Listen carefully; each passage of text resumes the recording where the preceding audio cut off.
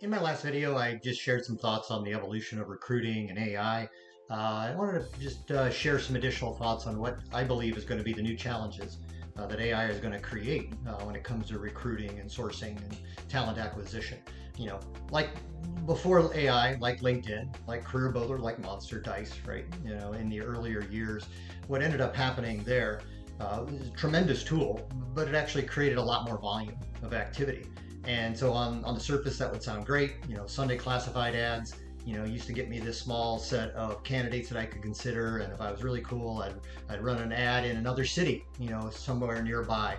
And then I get more candidates. Well, Career Builder Monster comes along, and then eventually LinkedIn to the same extent. It really just opens up all of these candidates and all of these individuals that you can now reach.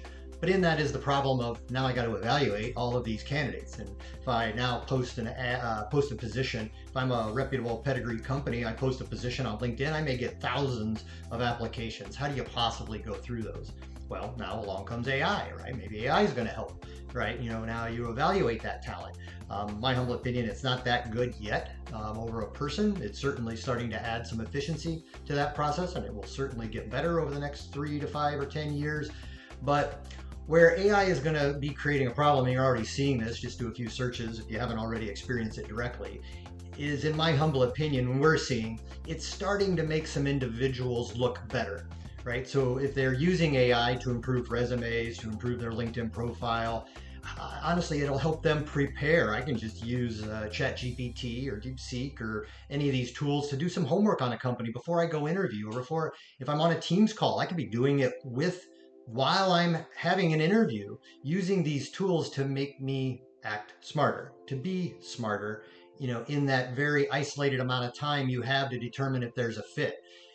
That on the surface, that may sound, maybe that's good, but that's maybe not probably the actual person you're going to be hiring. And it can work in reverse. We can go into that later, but it could help companies look better to candidates who think, wow, this is a great company. Look at their messaging. Look at the experience I had through the interview process. And then you accept an offer, and then you go find out. Right? Never forget that interviewing and the whole process of talent management, it's all sales and marketing.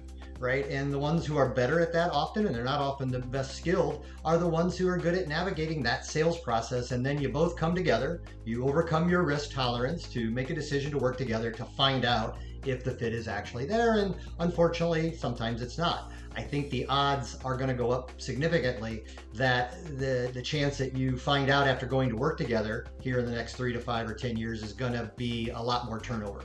Right? Individuals are going to be representing themselves far better, interviewing far better. Even the images that are going to be created can now be doctored. It is not going to be long before Teams and other video interviewing tools are going to make someone appear better as you're talking with them. And then when you meet in person, you'll then figure out that there's something wrong. So I think these are going to be the problems, along with volume, that is going to make hopefully the recruiting industry, and selfishly for us as a third-party firm, still doing the manual effort of meeting and talking and spending hours with an individual before we present them.